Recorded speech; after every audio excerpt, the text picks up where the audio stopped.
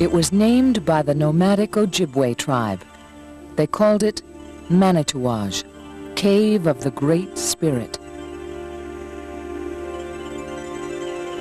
Ojibwe legends tell how the spirit Manitou bestowed this name on the terrain after creating the lakes, forests, and a rich mineral storehouse in the rocks. Colorful tales of strange, mythical events.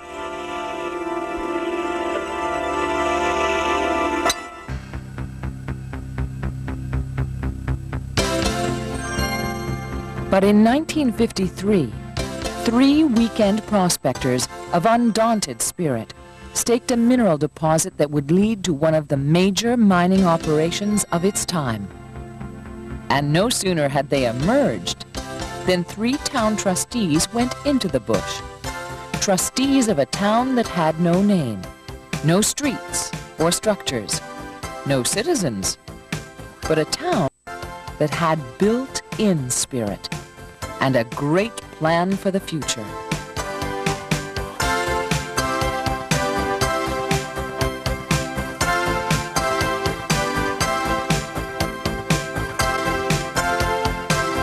Right from the start, people had a real sense that they had a stake in a town that would be no boom and bust phenomenon, for this would be a planned community.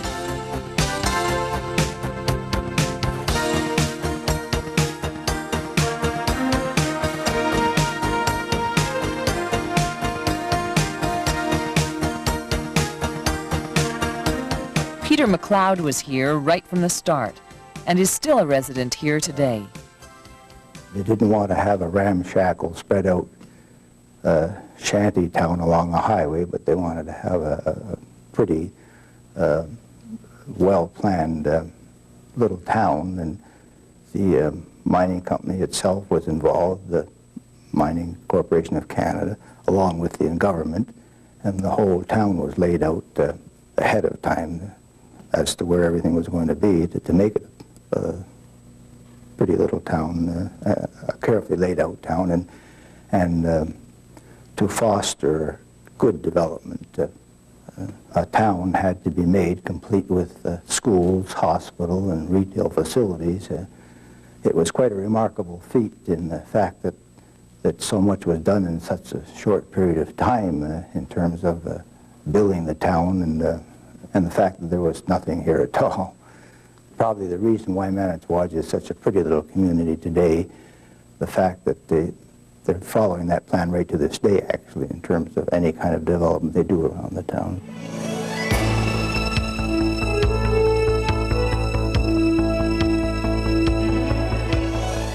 Mining and forest companies were the operations that fostered Manitouwadge.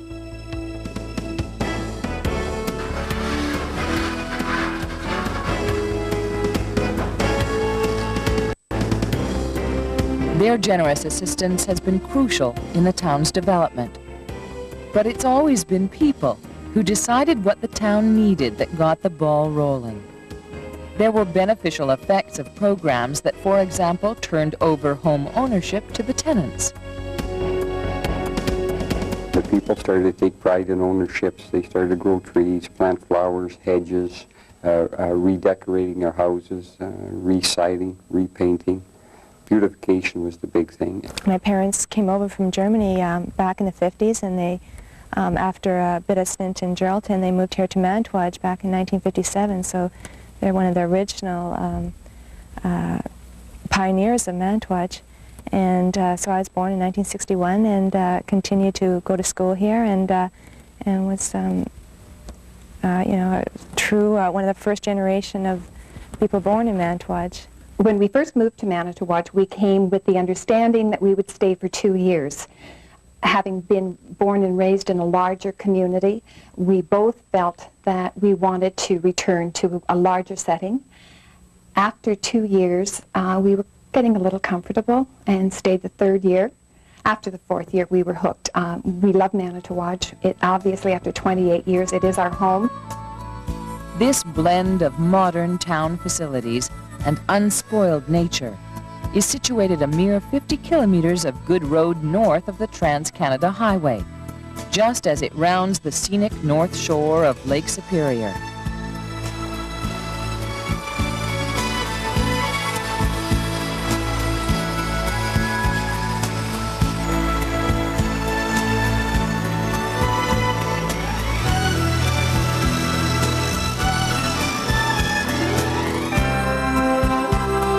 Today, there is easy access by road and air to anywhere in the world. But even when the route to Manitouwadge was by snowmobile and canoe, people found their way here to form a multicultural community of talented self-starters.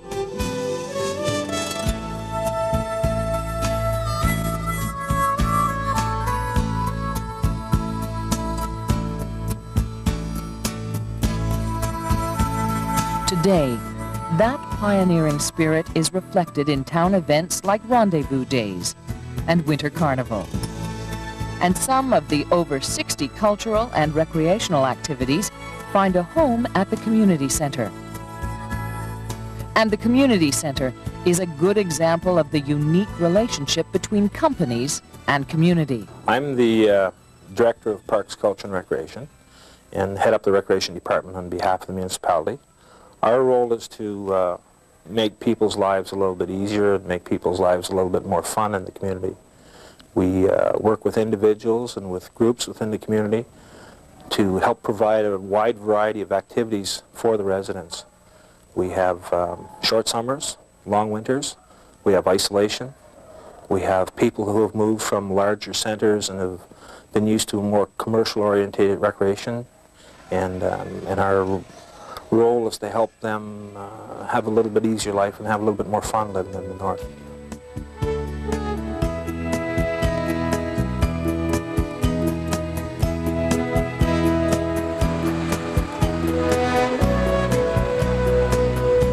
For the town, education has always been the #1 priority. Facilities cover all grades from kindergarten through high school, in both public and separate schools. Most people comment on the high standards that we do have in this school, and we have a very progressive group of teachers who keep up to date on the newest methods. We're into things like whole language, activity-based learning.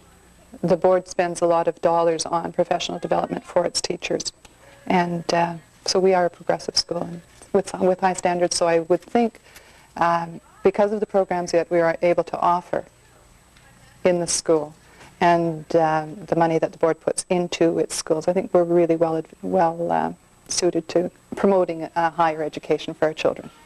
The materials that they have here and the, well, just things like our computer program, our daily phys ed program and so on. We have close to 40 computers in the school. We run a computer program for children right starting from junior kindergarten up to grade 8.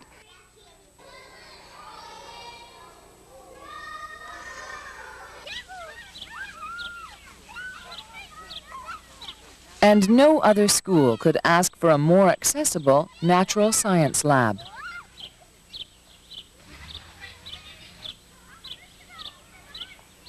In a lot of small towns you may have stagnation. Here you don't have that. You have teachers really trying hard to provide a good, solid education to the kids. A real rounded one. Like at our school, because we're a Catholic school, we throw in the religious aspect too. What they offer the students here is, you might just as well be in a city.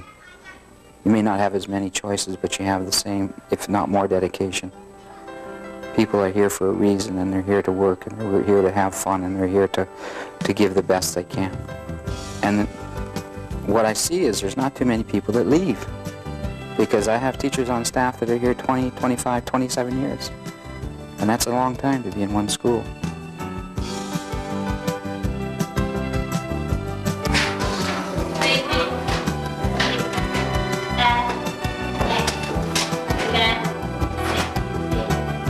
There are a lot of people in the community who have gone through the school system here, gone out for an education, and have come back. We don't seem to have any problem.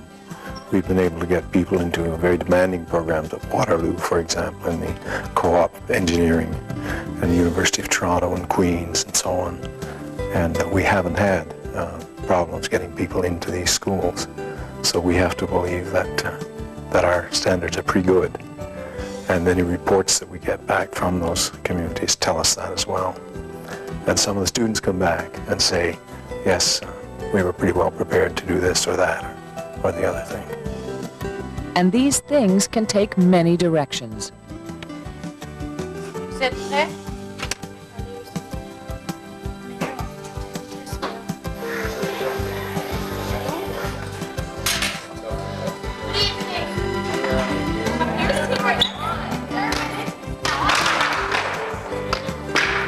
Well, I guess I moved here when I was 5 years old, 1957.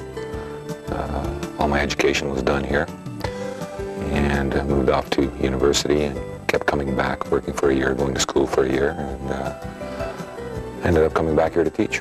A lot of my friends, a lot of people in town have done the same thing, have gone away, gotten their education, or moved away and come back, and they've raised their families here. So it's certainly not unusual. There are many priorities for a town with built-in spirit. For example, the idea for an airport became reality through the strong efforts of the community. The drive that gave the town its modern air facilities is typical of the drive and cooperation that has given Manitouwadge facilities that rival those of much larger centers. Whether it was a new fire hall, a new town hall, or plans for a new hospital. So we are looking at a new concept in healthcare delivery for Manitouwadge. The community, as I said, was very young and now is starting to mature. And with it, we find that people want services provided to them in their own community. They don't want to have to travel to Thunder Bay or Sault Ste. Marie as we once did. The maturity of the community is demanding that these types of programs be brought here to Manitouwadge, and our concept of the new facility will indeed house all the allied health services under the one roof, and I think will be unique to a small northern community and may even set a precedent for the Ministry of Health and Community and Social Services as to how these types of services can cooperate under one roof and meet the needs of the people. The new facility will be a 28-bed hospital, and we'll have both chronic and extended care, and also delivering and active. Our physiotherapy department will be expanding, and hopefully we'll be obtaining workman's compensation rehab center, and we're looking forward to the new facility. The hospital has a 3-year accreditation, and we're compared to every other small hospital across Canada. This accreditation gives a tool to the hospital board to use for quality assurance to ensure that we're giving good quality care to all people.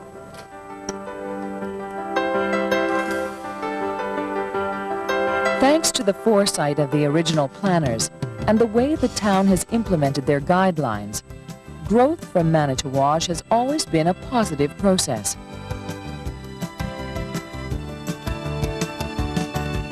Long-established merchants and businesses have been joined by new businesses, greatly enhancing the downtown area.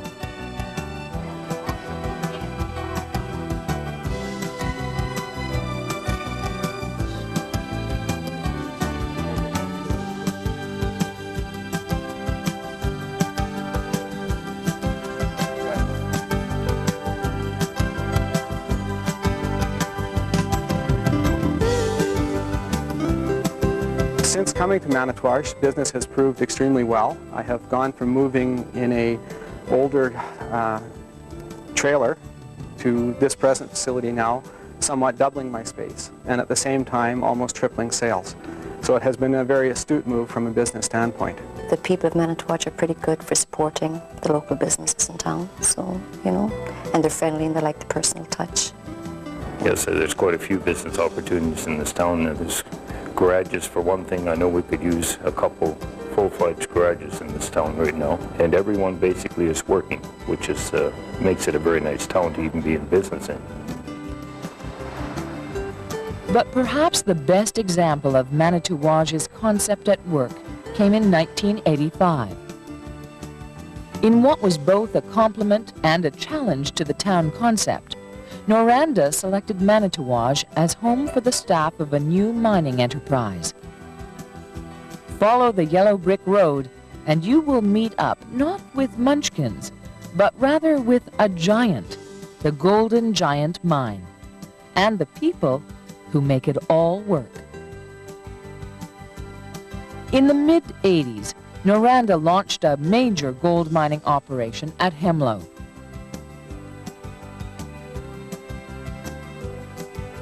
And with typical Manitouwadge spirit, the town was ready for a population that would double within a year.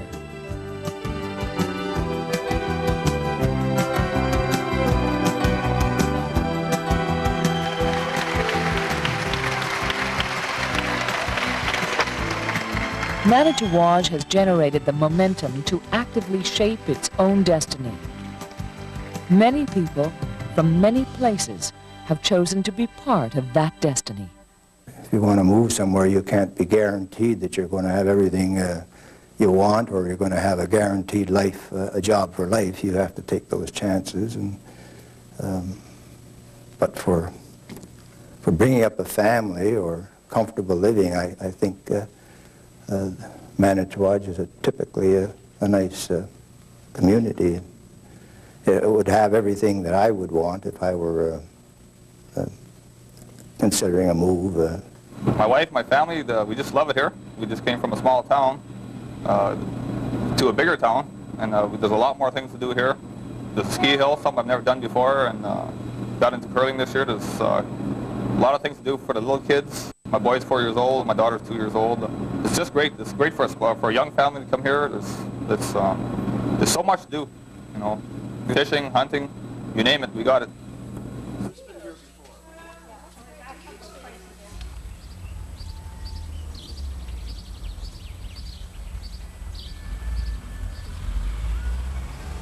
It's a good atmosphere for children and families, and they tend to try to create activities that are not exclusive, to adults. An example of that would be the Winter Carnival, where they have events mainly geared to the whole family. But I find that a lot of people here do have a good, candid sense of humor and friendliness, and I enjoy, too, partaking in some community events, especially in the area of music.